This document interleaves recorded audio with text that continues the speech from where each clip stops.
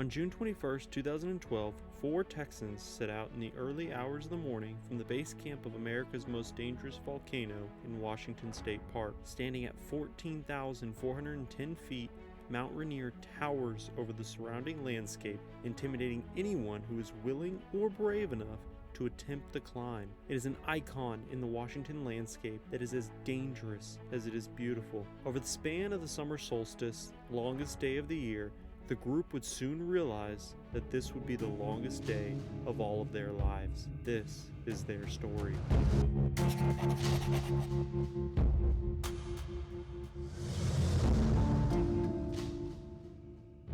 Hello everyone, and welcome to my channel where we cover all tragic and terror stories. So if you enjoy this type of content, don't forget to hit the like and subscribe button, plus ring the notification bell to be notified of all new uploads. Now, let's get into today's story. Mount Rainier is known as one of the most dangerous volcanoes to climb because of its many glaciers that have to be traversed to reach the summit. Traveling on a glacier is different from standard mountaineering. If climbing a 14,000-foot volcano is difficult, climbing one that is littered with steep glaciers most of the route is a whole new level. It adds a layer of detail to safety, as one wrong step could mean the end of several lives. You see, glaciers are a giant mass of slow-moving ice. This means at any point there could be large pieces of falling ice on its way to wipe out climbers. And of course, if looking up was not enough, there was always the danger below. A crevasse is a crack in the glacier that can range from being a few feet deep to hundreds of feet. Looking down into a crack, you would see nothing but a dark void that feels endless, yet lined with beautiful blue walls. Falling into a deep crevasse without the correct safety precautions and correct training would lead to certain death, with almost no ability to recover a body. You would quite literally be swallowed by the glacier as your forever resting place. On the morning of June 21, 2012, 4 individuals set out from Camp Muir on the Disappointment Cleaver route, which consisted of 18-year-old Noelle Smith from Dallas, 22-year-old Stacy Wren, a recent Baylor graduate, Stuart Smith, team leader who was also Noelle's uncle, and 32-year-old Ross Van Dyke, assistant admissions director at Baylor. Claire Coltigan, who was also part of the original group of 5, decided not to make the summit because she was feeling under the weather on the planned morning. Instead, she watched her fellow Texans begin their trek in the dark, early hours of the morning, equipped with a safety rope connecting all 4, their packs filled with small amounts of food and basic supplies, and finally, their ice axes that were essential to their climb.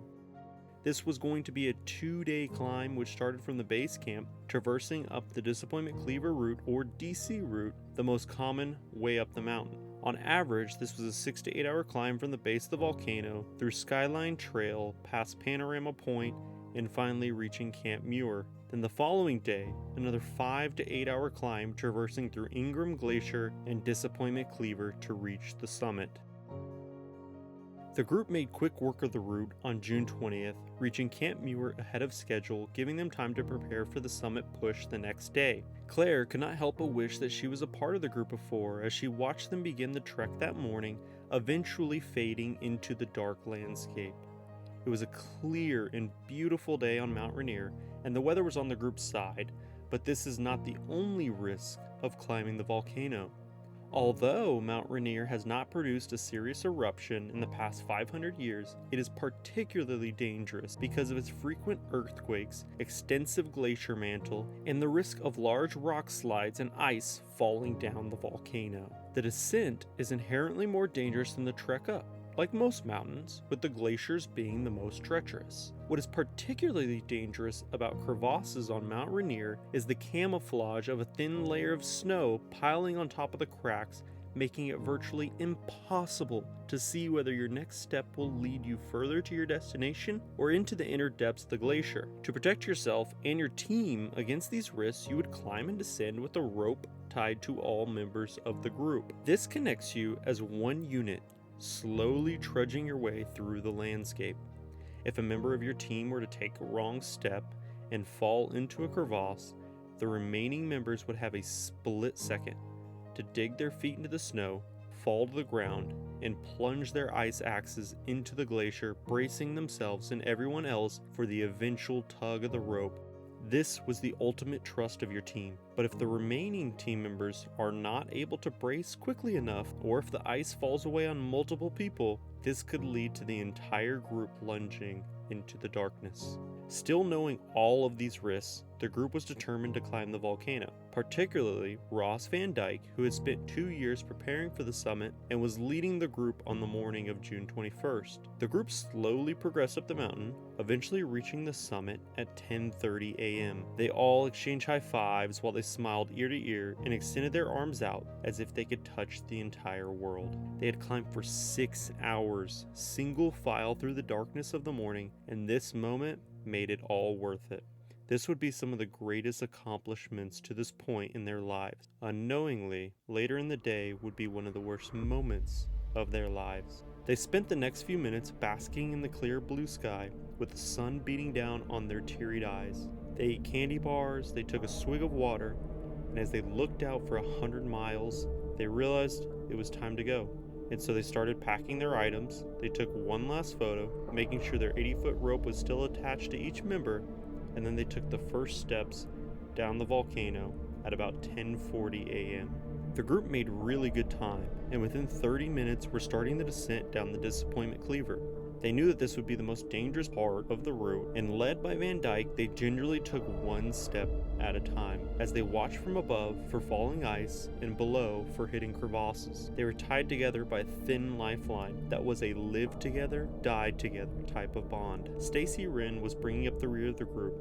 Their breaths were short at the high altitude and their nerves were on edge, one step after the other, their minds only thinking about the next. The group suddenly heard a sharp scream and the sound of a body sliding on ice. Van Dyke immediately jumped forward to the ground, plunging his axe as hard as he could into the ice, but it did not hold. Instead, the rope tightened around his body quickly, and with the weight of 3 others draining on him, his axe slipped, cutting his lip in the process. They slowly began to slide down the mountain. He did not know what had happened, but as he uncontrollably slid down the mountain like a rag doll, he was sure of one thing: he was going to die. There were no thoughts, only darkness. It took only seconds for security to turn into chaos. Unfortunately, Stacy had taken a misstep, and her crampons or spikes in her climbing boots called teeth did not take hold of the slope. She began to slip, her body twisted, and quickly started falling down the mountain, drowning out her screams. After Van Dyke's failed attempt to stop the group, reality set in. They were sliding out of control down rock-hard ice. Stacy began to feel at ease as she recalled, "I am coming home, Lord." Then, nothing. Stacy was the first to regain consciousness. She was laying on her back in the snow with her sunglasses still strapped to her head, smeared with blood from her ripped open nostril. She stuck her hand in her mouth, feeling each individual tooth, making sure she wasn't dreaming, and confirming she was alive all at once. Her watch and light had been ripped off her wrist. She couldn't hear a sound. It was an eerie feeling knowing you were on the face of the glacier. Senses were dull, yet she was alive. She looked around and noticed under her was the team leader, Stuart Smith. The rope they were all tied to had wrapped around his body. His face was down in the snow. His body was contorted at an angle that seemed unnatural. Stacy thought he was dead, yet she shouted at him over and over, pinching his skin in disbelief. Seconds felt like days, but eventually Stuart moaned. He was alive, barely hanging on. Van Dyke was not far from Stacy and Stuart, and as he regained consciousness, he immediately noticed the excruciating pain coming from his lower body. His leg was broken, but he heard Stacy shouting over his right shoulder at Stuart above him. The 3 of them were still tied together, but there was no sign of the youngest member of the group, Noel. They quickly recognized the situation they were in and the danger they still faced as they were stopped in the middle of a slope on the glacier that have normally never would have stopped their fall. Unsure of what had saved them all from tumbling down the Empire State Building-sized slope, they all realized it could have been much, much worse. Stacy slowly began to crawl her way up the slope, following the rope using her hands and fingernails as her ice axe was lost. After climbing a few feet, she noticed the rope had a sharp cutoff down. and suddenly realized the unmistakable crack that led its way into a crevasse. Hanging upside down in the endless dark void on the side of the glacier was Noel, meaning the only reason the group came to a stop on that slope was pure luck, as Noel had fallen into the crevasse during their tumble. Noel screamed, a horrible, blood-curdling sound. Her nose was broken. She had fractured her skull and vertebrae along with dislocating her hip. She thrashed in the air, upside down, disoriented, and the harness inched lower and lower down her body. At this point, she was going into shock, and Stacy knew that she did not have long. While this was going on, Van Dyke had pulled out his iPhone that was thankfully still working. Using one leg and an ice axe as a crutch, he began moving up the slope looking for a signal. It wasn't long before he found one bar and was able to dial 911. Van Dyke was immediately told help was already on the way. Claire, who had remained at the base camp that day, was watching through binoculars and saw the entire fall down the glacier take place. She had immediately notified Mountain Rescue, who mobilized in minutes and began the trek to the group. Although they were quick to begin, it would still take hours to reach the group, as they were above 10,000 feet. At this point, hypothermia was a severe risk, as the group was stationary and temperatures were dropping. It was 12:43 p.m., which meant if the rescue team could not reach them quickly, it would mean certain death, as the group did not have supplies to last the night. The first to reach the Texans was another climber on the mountain that had witnessed the fall, Peter Ramos. Luckily, he had an extra rope and got to work right away, leaning over the crevasse and working on securing Noel. Shortly after, he began pulling her up out of the endless void, back into the shining sunlight. Meanwhile, David Bolger, an Army rescue pilot who was scheduled for deployment to Afghanistan, along with a few park rangers and medics, hopped into a Chinook helicopter to attempt to rescue. They swooped in above the group at 3:13 p.m., more than 2 hours after Van Dyke's 911 call. There was a danger flying a helicopter at this altitude, not only because of the thin air, but because of the nature of the slope. The massive rotors were spitting up snow and ice in every direction, called rotor wash. No matter the risk, the ranger that slid down the cable onto the slope was 33-year-old Nick Hall, an ex-Marine sergeant and member of the elite mountain rescue team.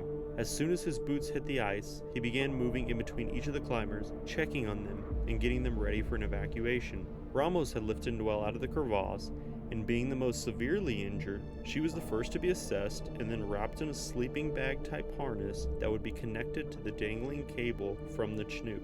She was lifted without incident. In fact, everything to this point was going smoothly, and Nick was in his zone, working at the highest level.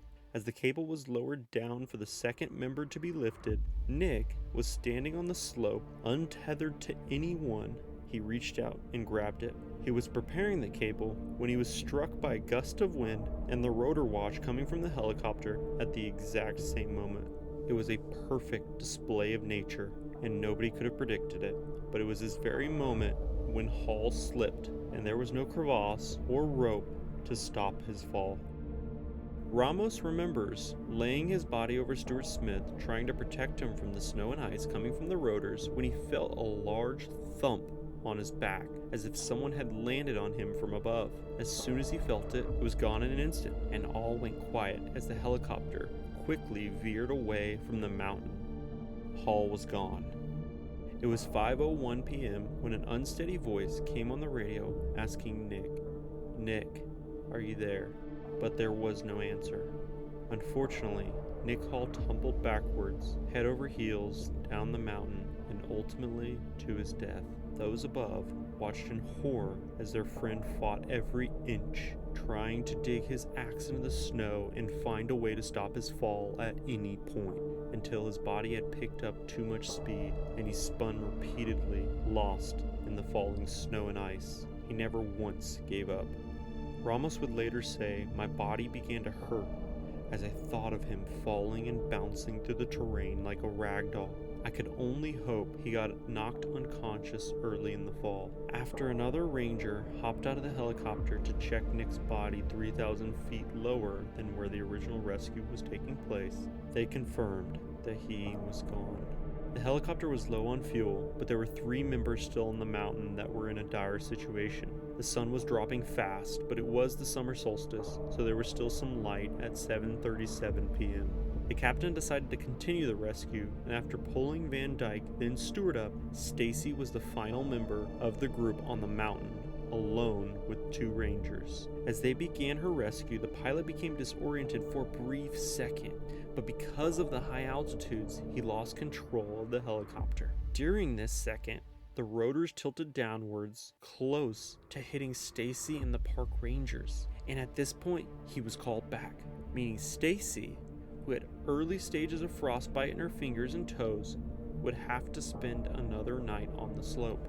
The 2 rangers, along with Stacy, would huddle together in a tent with nothing but sleeping bags as the temperature continued to drop and the howling winds could be heard from outside. It was a long, brutal night, and the morning did not bring any solace as it was a whiteout, meaning with the low clouds and snow-filled air, you could not see your boots when standing up. There would be no helicopter rescue. Stacy and the rangers realized the only way off the mountain was to climb on their 2 feet.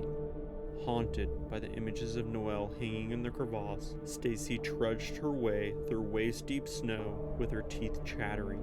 All she wanted was the pain to end, and she begged the rangers to dig a hole for her to lay in and die. They convinced her to keep pushing, and Stacy reached deep to continue the trek.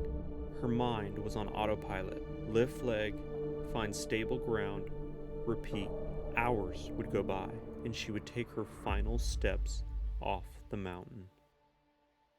Stacy did not know while on the mountain, but the world was watching, and her family was waiting for her at the bottom.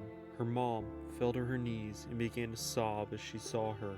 Stacy stumbled into camp with barely the ability to bring tears to her eyes as she embraced her. She was exhausted. She had done the impossible. Days after the incident, when the weather had cleared, the rangers were able to recover Nick's body to allow his family and loved ones to put him to rest. Stacy, along with the 3 other members of the Texas group, would all make a full recovery. Years later, Stacy and Noelle would recount that they are no longer traumatized by that day, but instead give thanks to all the heroes that risked their life and Nick Hall, who gave the ultimate sacrifice. Van Dyke felt like he lost a piece of himself on that mountain. After the incident, he wrote a letter to Nick's family and apologized for everything, even though he did nothing wrong. How do you say thank you and I'm sorry at the same time? This incident was a reminder to all the dangers that lie on Mt Rainier and the risks that mountain rangers take on a daily basis. Without question or obligation, they risk their lives when others need their help. They are willing to pay the ultimate sacrifice in the hopes that no one will. R.I.P. to Nick, he gave his life doing what he loved to do. He saved 4 lives that day and will forever affect the generations of so many. He, along with all the other mountain rescuers, are the true heroes of this story.